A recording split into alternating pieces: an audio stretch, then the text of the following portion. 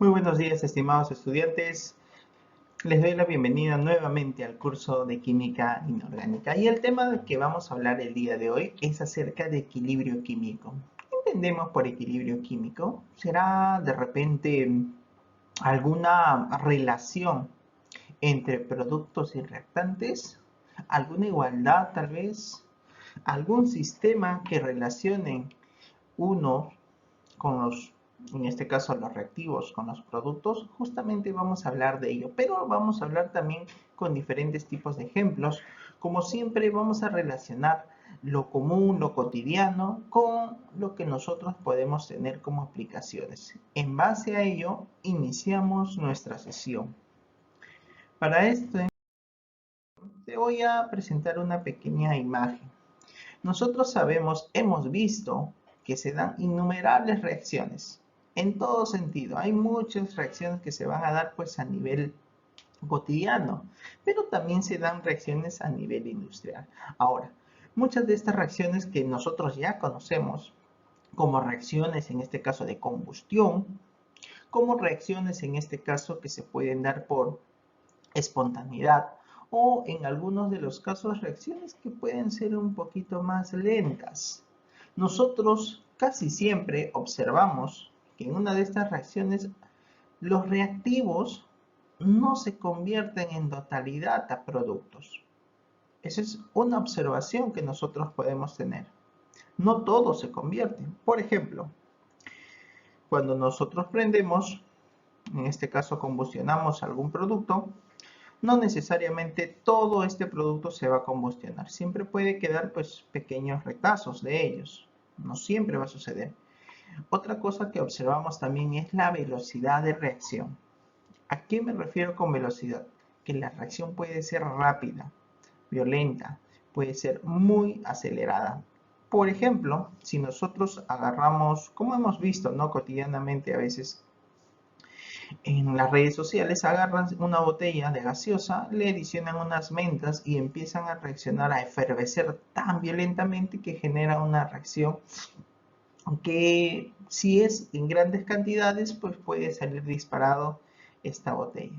Pero también puede haber otras reacciones que son mucho más lentas, que pueden durar minutos para poder reaccionar, horas, semanas. Entonces aquí depende mucho de del tiempo que puede tener cada una de estas reacciones.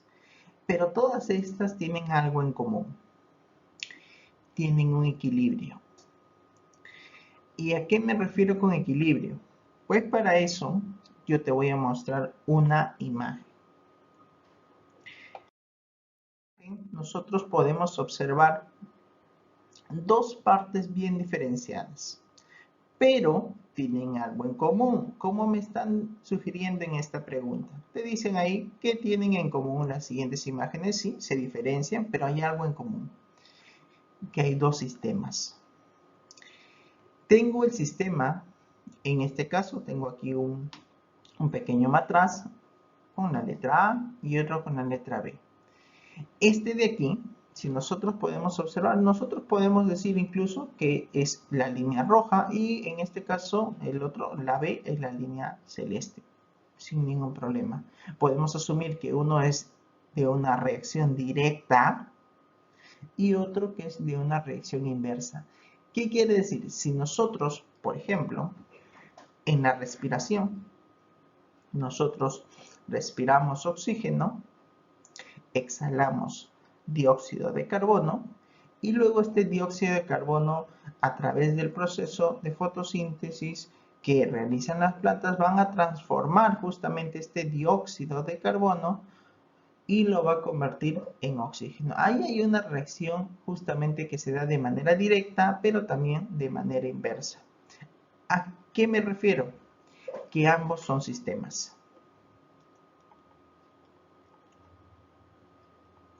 Este es un sistema 1, este es un sistema 2.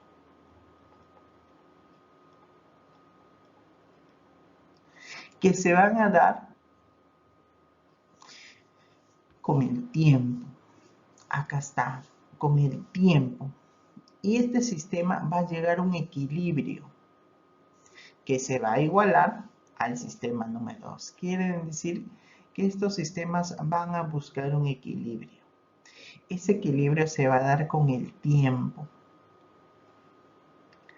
¿Y qué es lo que se va a dar en el tiempo? En este caso, como estamos viendo, vamos a hablar de equilibrio químico, vamos a equilibrar concentraciones. Y como sabemos, mol litro, pues vamos a expresarlo nosotros ahora en corchetes. Estos corchetes me van a representar la letra M de molaridad. Ya lo hemos visto en sesiones anteriores, cómo se expresa la molaridad, mol por litro, y vamos a trabajar justamente ello. Vamos a ver sistemas en equilibrio. Y de ahí pues vamos a hablar un poquito también de algunos ejemplos cotidianos que nosotros podríamos observar. Nuestro logro de sesión va a ser que al terminar nuestra sesión ustedes van a tener que conocer los procesos dinámicos que tienen las sustancias que se van a encontrar en un equilibrio químico y estas a la vez se van a expresar mediante constantes de equilibrio. Nosotros vamos a trabajar con las más conocidas, K sub C, la constante de equilibrio pero de concentración, K sub B, lo mismo, pero en este caso ya no con concentraciones, sino con presiones parciales. Todas estas, utilizando lo que son ecuaciones químicas balanceadas, vamos a realizar justamente las relaciones de sus concentraciones, presiones, volúmenes y también vamos a tener que seguir un procedimiento lógico y coherente para cada uno de ellos obteniendo sus resultados. Pero tenemos que explicar qué cosa es un equilibrio químico. Este va a ser una reacción que nunca llega a completarse en su totalidad, pues se produce simultáneamente en ambos sentidos. ¿Qué quiere decir? Los reactivos forman productos y a su vez estos forman nuevos reactivos. Es decir, se trata de un equilibrio dinámico. Por eso vamos a tener que expresarlo mediante una flecha que va en sentido de izquierda a derecha, en este caso vamos a decir que es directa, y de derecha a izquierda en sentido inverso. Y acá nosotros en la parte de abajo lo podemos apreciar. El equilibrio dinámico. Cuando las concentraciones de cada una de las sustancias que intervienen en la reacción química, reactivos o productos, se estabilizan, quiere decir que se ha llegado pues a un equilibrio, estos siguiendo a una velocidad de reacción, que en este caso va a ser una velocidad de formación para que formen productos en este caso, ¿no? Para eso vamos a ver algunas reacciones. Cuándo sucede, cómo vamos a interpretarlo y cómo es que nosotros vamos a tener que utilizar esas reacciones debidamente balanceadas para plasmar o para poder interpretar estos nuevos equilibrios que se van a ir dando. Como me dice aquí, el equilibrio químico es dinámico, no es estático, siempre hay un movimiento a nivel molecular. Claro que sí, porque van a ir formándose en este caso los productos hasta un cierto punto, porque después de ello pues ya no va a haber cambio alguno. Y eso lo podemos ver aquí. Nosotros habíamos dividido estos equilibrios, en este caso con las reacciones, que podrían darse de dos formas. Nosotros lo habíamos clasificado en dos, como habíamos visto en la diapositiva anterior. Habíamos visto que están los irreversibles, que son aquellos que transcurren hasta que alguno de los reactivos se consumen totalmente. Y esto se representa mediante una ecuación con una flechita que va en el sentido de izquierda a derecha. Y la reacción es muy rápida. ¿Eso qué quiere decir? Si nosotros podemos observar, tendríamos una gráfica, en este sentido, más o menos, donde las concentraciones se darían en este eje y el tiempo en este otro. Si a mí me dicen que es irreversible y transcurre hasta que alguno de los reactivos se consumen totalmente, quiere decir que al inicio los reactivos hay una alta concentración y poco a poco van a tener que ir disminuyendo, disminuyendo, disminuyendo hasta que se consuman. Puede ser todos o puede ser una parte, eso va a depender de la reacción, pero va justamente en este sentido y va a ir disminuyendo. ¿Y qué pasa con los reversibles? Transcurren sin ninguno de los reactivos, en este caso que se consuman en su totalidad, hasta que se acabe produciendo un equilibrio entre reactivos y productos. ¿Qué quiere decir? Que va a haber un producto, lo vamos a colocar acá, que va a ir justamente aumentando también. No había nada de producto,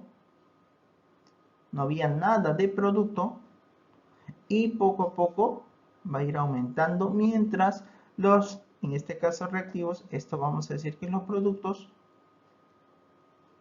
y acá arriba los reactivos.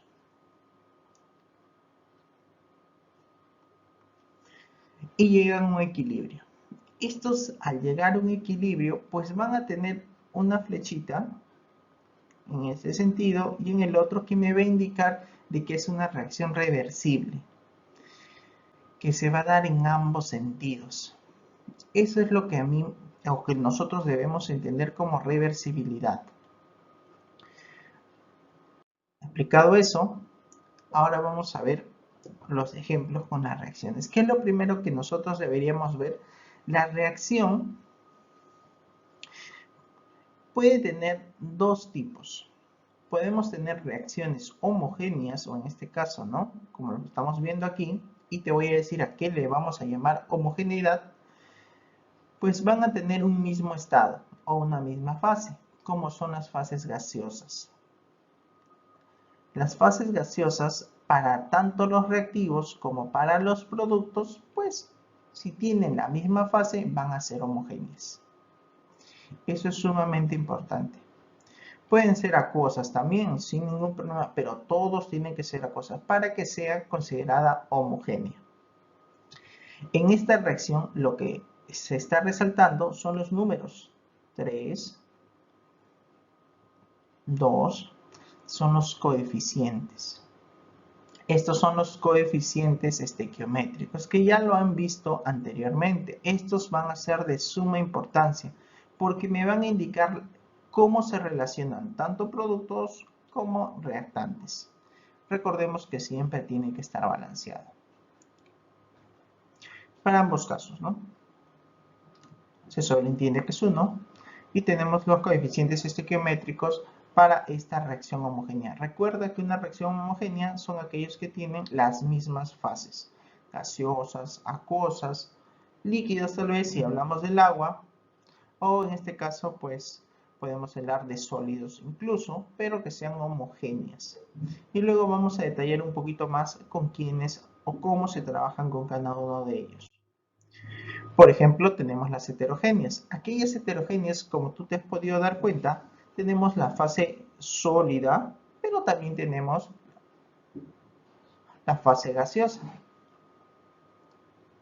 y la fase líquida. ¿Qué significa? Que no tienen una sola fase. Y al no tener una sola fase, pues prácticamente nosotros podríamos decir que estas van a ser heterogéneas y tenemos que tener mucho cuidado en ellas.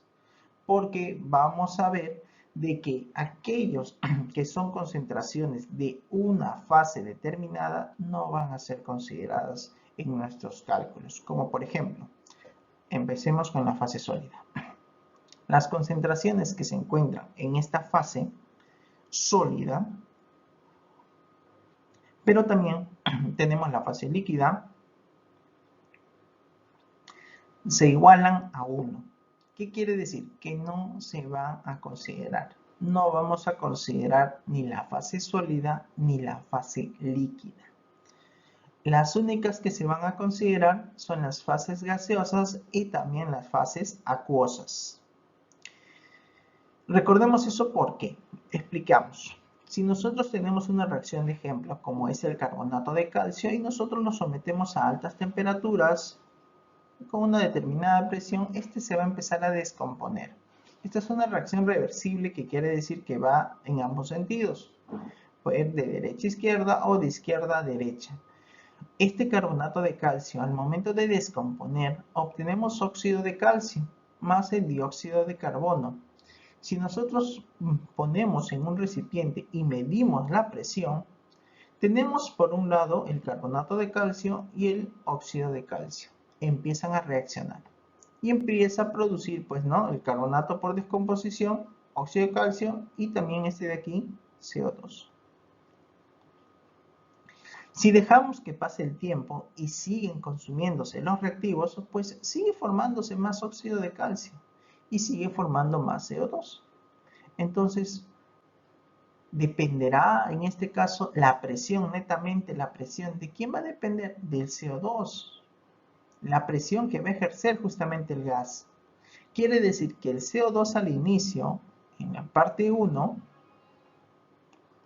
y en la parte 2, netamente la presión ha sido medida por la cantidad de dióxido de carbono que hay en ese recipiente, más no de la cantidad de óxido de calcio directamente, ¿no? Digamos, que hay en este contenido, sino de manera directa solamente del CO2. ¿Qué significa esto? Que el estado gaseoso tiene que ser considerada para la determinación de las nuevos o para el nuevo equilibrio y por consiguiente para las constantes de equilibrio. Este de aquí es un sistema 1 y este es un sistema 2. Vamos a tener un equilibrio con el paso del tiempo.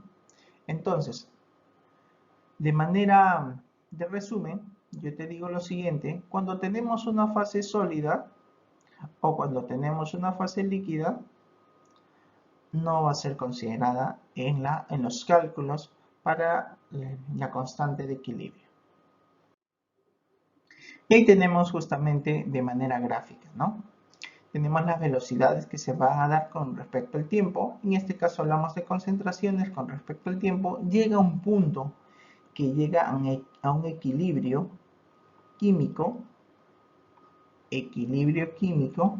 este punto, donde ya no va a haber cambio aparente, donde llegan justamente tanto los reactivos como los productos a un punto donde ya prácticamente es imperceptible los cambios. A ese punto nosotros le vamos a llamar equilibrio químico. Y lo vamos a entender pues con diferentes tipos de ejemplos. Ahora, lo importante para la determinación del equilibrio, tenemos que determinar la constante de equilibrio. La constante de equilibrio se va a determinar pues de una manera práctica, la cual va a ser la concentración. Estos corchetes, recordar que los corchetes es concentración molar. Y la concentración molar también nosotros lo podemos representar con la letra M, mayúscula de molaridad. Eso es concentración de productos a la orden 1. ¿Qué significa este orden? Son los coeficientes estequiométricos de cada uno de ellos. Y lo vamos a ver pues con ejemplos. Y en este caso lo vamos a dividir entre la concentración de los reactantes, también en este caso a sus coeficientes estequiométricos. En términos prácticos, nosotros lo vamos a, en este caso, elevar dependiendo a su coeficiente estequiométrico de cada uno de los componentes, tanto de los reactivos en la parte inferior como en los productos en la parte superior. La constante de equilibrio es adimensional y es directamente proporcional a la temperatura. ¿Qué significa esto? Que la temperatura sí puede hacer que cambie la constante de equilibrio. Ahora, esta constante de equilibrio puede tener dos formas muy utilizadas, la cual es el K sub C, que es constante de equilibrio pero de concentración, y el Kp, que viene a ser la constante de equilibrio pero de presiones. Si nosotros teníamos A más B, teníamos la reacción reversible C más D, donde sus coeficientes estequiométricos era A, B, C y D. La constante de equilibrio K sub C va a ser la concentración. Acuérdate esto, K sub C es concentración. Concentración hemos dicho de los productos. ¿Quién es el producto? C. Ahí está, C. Elevado a su coeficiente estequiométrico, C minúscula, multiplicado por D, concentración de D, elevado a su exponente d, dividido entre los reactantes. Es A y B elevado a sus coeficientes cada uno de ellos. Si nosotros lo expresamos en términos de presiones, pues nos damos cuenta que es lo mismo. K sub B ya no va a ser concentración de C, ahora va a ser presión de C, presión de D, presión de A y presión de B. Todo se va a mantener. Lo único que va a cambiar es justamente las unidades, ¿no? Uno es concentración, unidades de concentración, y el otro son unidades de presión. Para los cuales recordemos que las concentraciones se miden en mol por litro. Y las presiones por lo general lo vamos a medir en atmósferas. Entonces, una vez que ya conocemos cómo se determinan las constantes de equilibrio, pues nosotros tenemos que saber que estas constantes de equilibrio pueden tener tres valores. Menor a 0, menor a 1, disculpa. Donde este de aquí significa que los productos, la concentración de los productos es en este caso menor a los reactivos y se favorecen en este caso a los reactantes y desfavorece a los productos. Entonces, cuando la constante K, puede ser K sub C, es menor a 1, favorece a los reactantes y desfavorece a los productos. También podemos tener que la constante sea igual a la unidad, donde la concentración de productos es igual a la concentración de reactantes. Y también la constante K mayor a 1, donde favorece a los productos y desfavorece a los reactantes, y lo podemos apreciar aquí. Entonces, todo ello se puede ver gráficamente. Tenemos aquí cuando la constante K es mayor a 1, cuando prácticamente son iguales, ¿no? Igual a 1, y donde vamos a tener prácticamente menor a la unidad. Y esto de aquí lo vamos a expresar pues con algunos ejemplos. Ahora, estas dos constantes no es que sean totalmente diferentes, que no se relacionen entre sí. Estas constantes se pueden relacionar. Y hay una forma o una fórmula muy práctica que se utiliza para relacionar ambas concentraciones o ambas constantes cuyas concentraciones son diferentes. Y esto va a depender de la siguiente fórmula. K sub P, que viene a ser la constante de presiones parciales, va a ser igual a K sub C, que es la concentración, la constante de concentración molar, multiplicado por RT a la delta Dn. ¿Qué cosa es R? ¿Qué es T y qué es delta Dn? Nos preguntamos. R viene a ser la constante universal de los gases. Recordemos un poco de clases anteriores, este R, por lo general, cuando nosotros utilizamos las unidades de atmósferas, tenemos el valor de 0,082 atmósferas litros mol Kelvin. Entonces este es constante, esta es una constante y se le conoce como la constante universal de los gases. T, ya sabemos qué cosa es temperatura, pero recordemos esto, que esta temperatura siempre se tiene que estar en grados Kelvin. Y delta Dn viene a ser la variación, en este caso, de los moles de los productos menos los reactantes. ¿Quiénes son los moles? Acuérdate que son los coeficientes estequiométricos, tanto de productos y tanto de reactantes. Y eso lo vamos a ver también con los ejemplos. Ahora, hay algo que tienes que recordarte.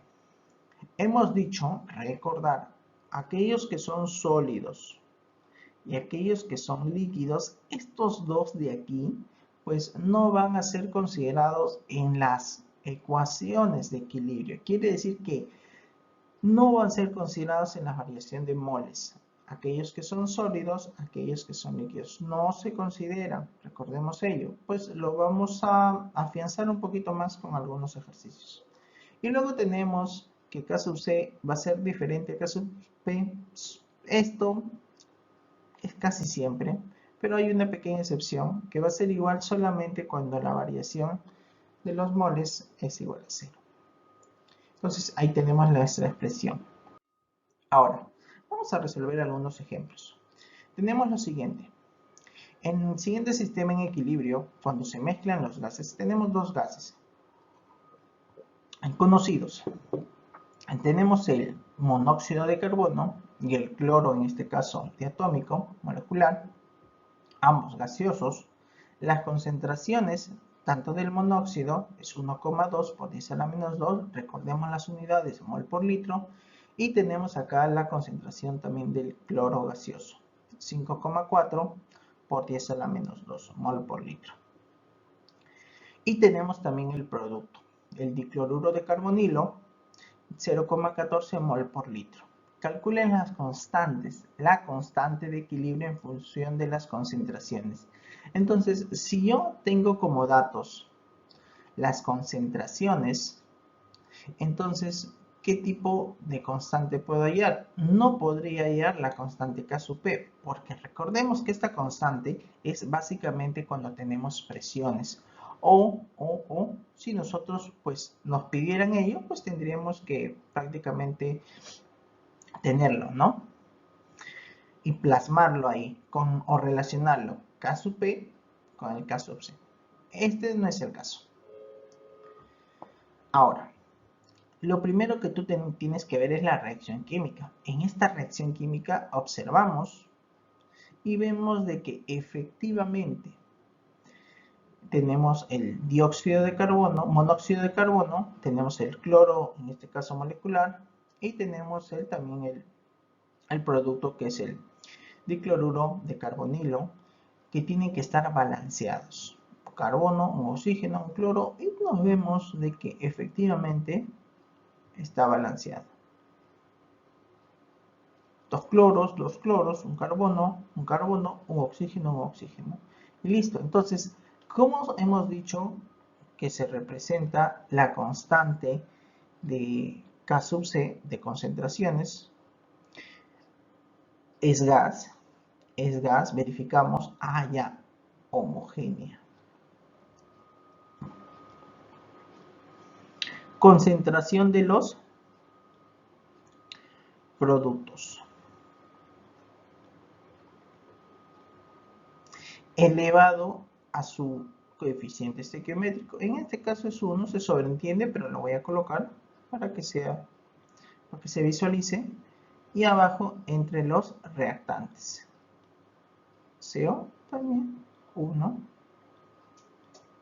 Y tenemos al cloro. Listo. Prácticamente eso sería. De esta manera yo puedo hallar las concentraciones. Calcule la constante de equilibrio en función de las concentraciones. Ya está. En función de las concentraciones. Y el resto sería simplemente reemplazar. La idea es poder entender el problema, saber qué es lo que me están pidiendo y en base a ello pues poder resolverlo. K sub C, ¿dónde está? Acá está. Este de acá sería 0, recordemos que este de acá son concentraciones molares, mol por litro, 0,14, ya sabemos, mol por litro, dividido entre la concentración del CO, 1,2, por 10 a la menos 2, y también tenemos la multiplicación del cloro. Este de acá es 5,4 por 10 a la menos 2. Tiene que revisar, en este caso, que las concentraciones sean todas correctas. Ambos son mol por litro, ambos son mol por litro. Ahora lo que hacemos es operar y colocamos el resultado.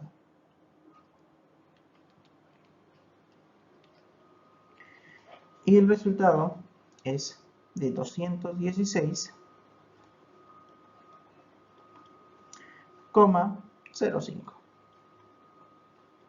No le colocamos sus unidades, hemos dicho que es una constante, es ese valor para esta reacción. Acuérdense que cada constante es indistinta, ¿no? O sea, es diferente, ¿no? Es diferente a cada una de las reacciones que nosotros podamos tener. Cada reacción tiene una constante de equilibrio diferente.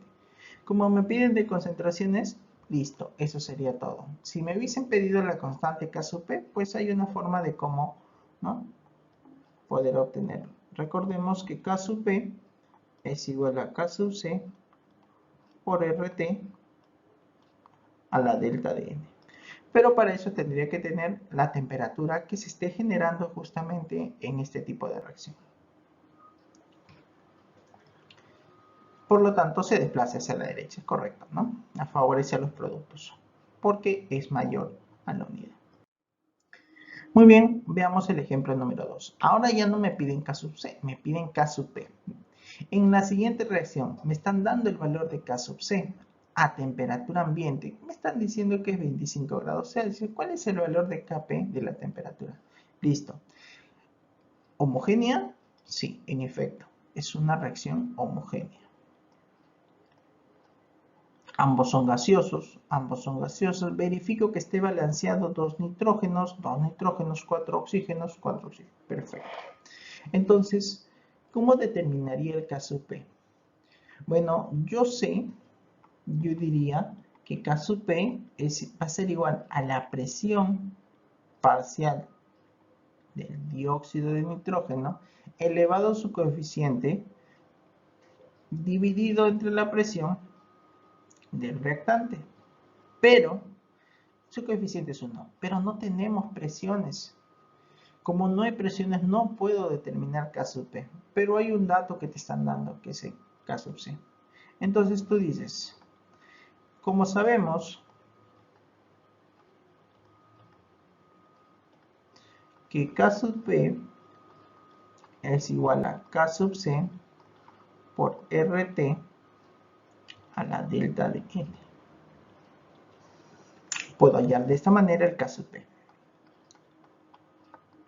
¿Cuánto vale K sub C? Es dato.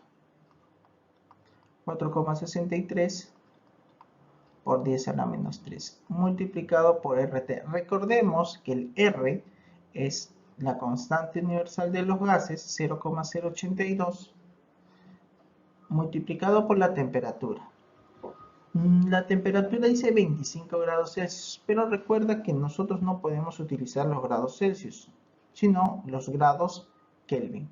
Entonces recordar, temperatura, ¿no?, de 25 grados Celsius se le suma 273. Entonces esto me está saliendo 298 Kelvin. Ya puedo tener la temperatura en Kelvin. ¿Listo? A la delta de N, la diferencia de moles. Acuérdate que esta diferencia de moles siempre se va a trabajar con aquellos que son gaseosos y también aquellos que son acuosos. Entonces delta de N, 2 en los productos y 1 en los reactantes, ¿no? 2 y 1, ya. La unidad. Entonces, este es 1. Y listo, simplemente es calcular.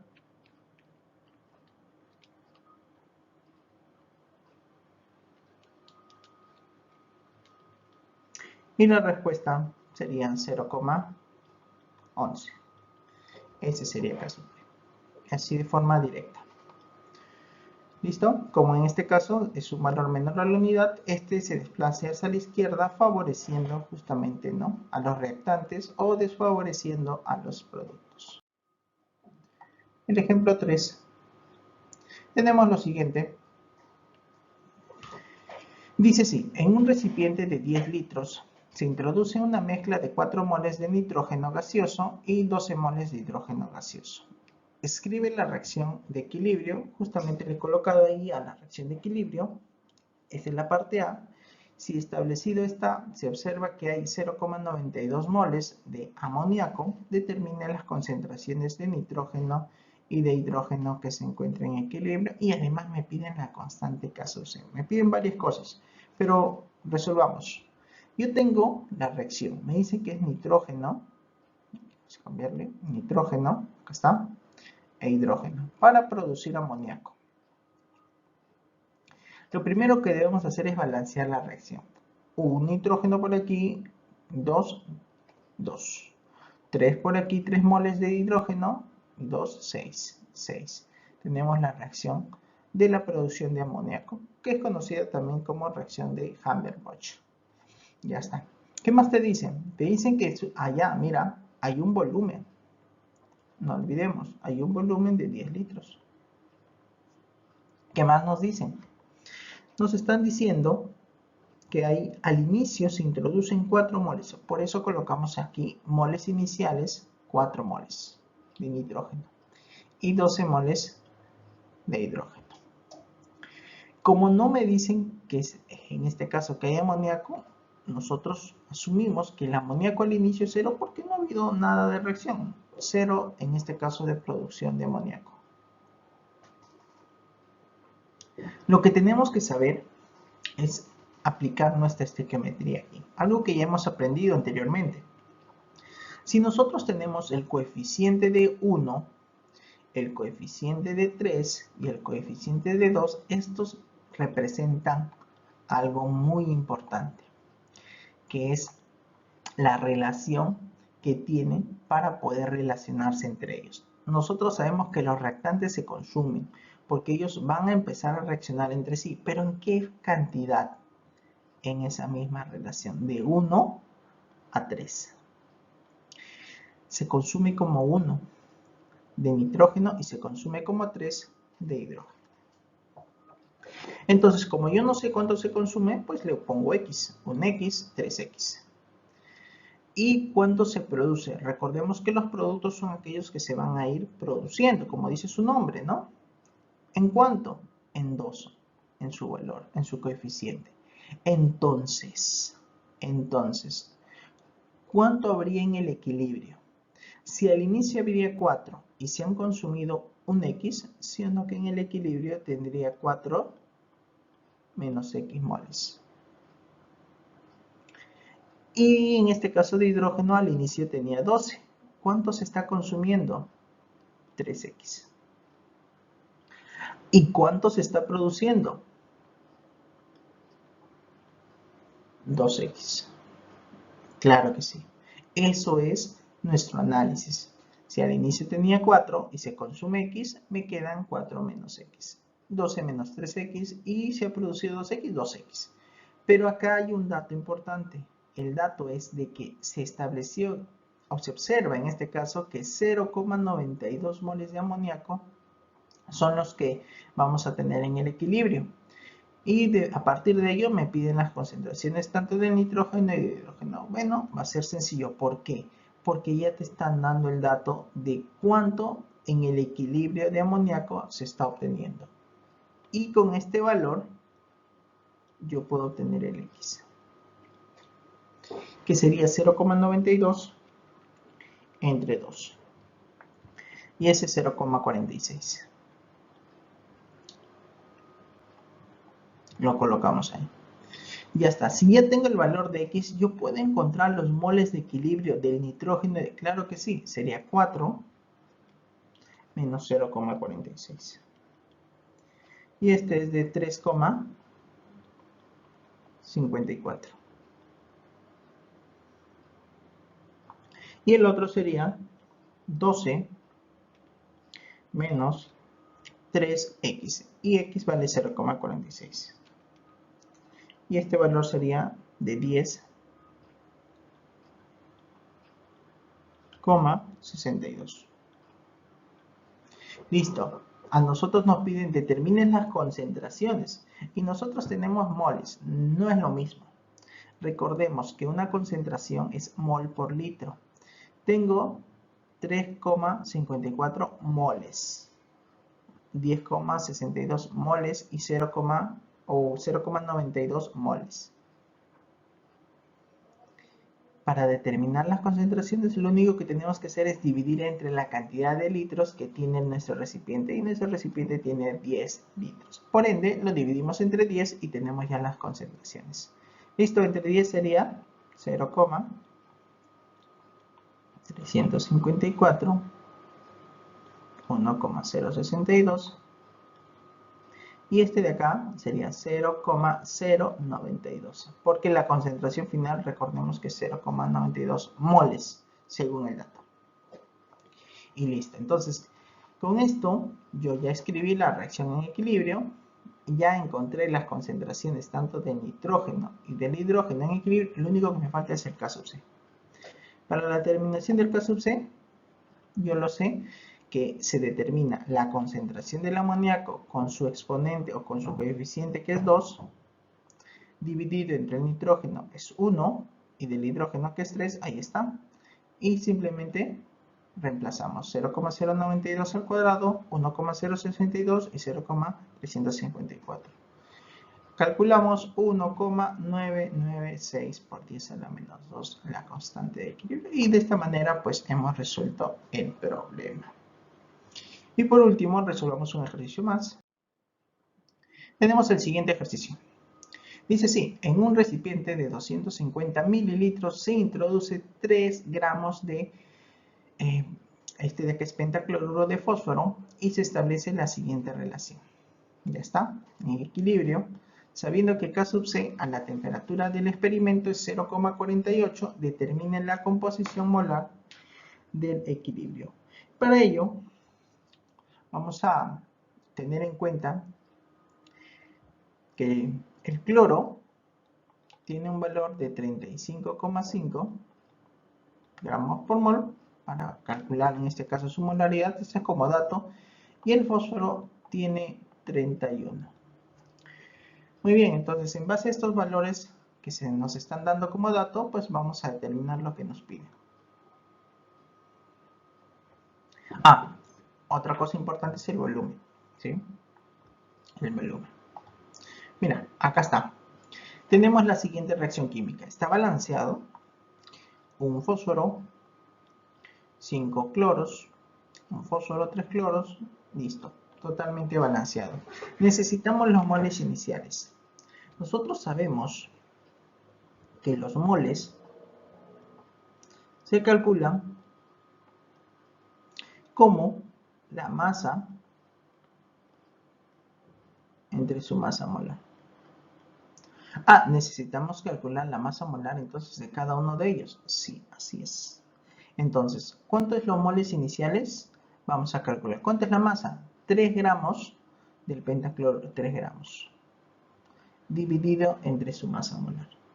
Muy bien, tenemos 5 cloros y tenemos un fósforo.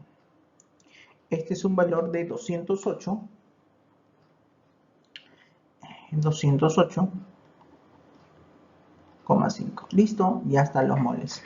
3 entre 208,5 tengo los moles iniciales. Luego tengo,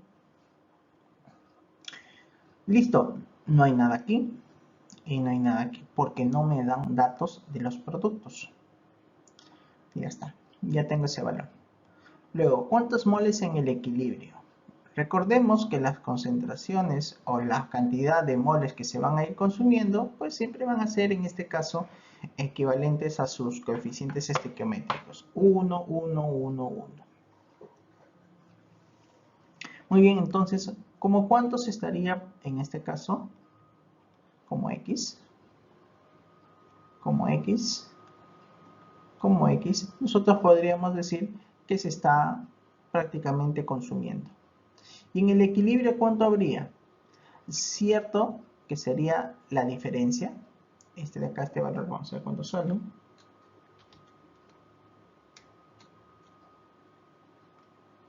$0,014. Tenemos ese valor de 0,014. Vamos a ver por acá. Este valor de aquí, 3 entre 208,5 es 0,014. Entonces sería, lo colocamos acá, 0,014 menos X. Esto es lo que me quedaría a mí en el equilibrio. ¿Y cuánto me estaría quedando a mí en este caso? Con los productos se está produciendo X y para el cloro también se produce en X. Acuérdense que los productos siempre se van a ir produciendo como dice su nombre, ¿no? Y los reactantes se van a ir consumiendo. Por eso es que yo lo estoy restando aquí, la cantidad que se debería, en este caso, de consumir. Ahora, necesito yo calcular la concentración de mol por litro. Pero nosotros ya sabemos, ¿no? Que mol por litro, tengo los moles. 0,014 menos X dividido entre el volumen. Recordemos que el volumen debe ser en litros. 250 mililitros dividido justamente entre 1000 es 0,25. 0,25 para él y para él es lo mismo. Lo mismo para él. Ya está. ¿Qué quiere decir? Ya tengo los moles por litro en el equilibrio.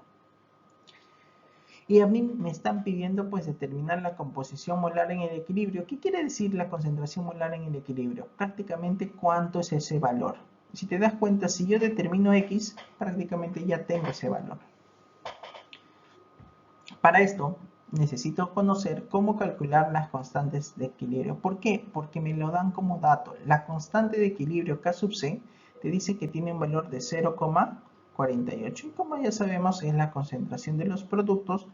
Se sobreentiende en la unidad y entre el reactante que es la unidad. Entonces, este de aquí se puede expresar de esta manera. X entre 0,25 multiplicado por el X entre 0,25.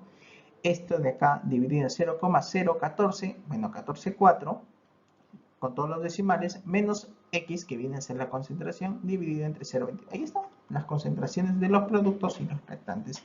¿Y esto qué es igual? A 0,48. Si nosotros calculamos, ¿no? Lo podemos resolver esto en la calculadora de manera rápida. Esto vamos a tener un valor de 0,013. Y con este valor de X de 0,013, pues prácticamente ya puedo yo reemplazar aquí. Y puedo determinar la composición molar. Por eso me están pidiendo moles por litro, molar, de molaridad. Y resolviendo 0,014 para el pentacloruro de fósforo, para el tetracloruro de fósforo 0,013 y para el cloro también lo mismo, ¿no? Ya que son valores iguales. Entonces esta sería mi respuesta. Muy bien, con esto de aquí, este sería un ejercicio más para poder interpretar pues nuestros equilibrios químicos que comprendía la clase. Les agradezco por su atención y pues conmigo será hasta otra oportunidad. Muchas gracias.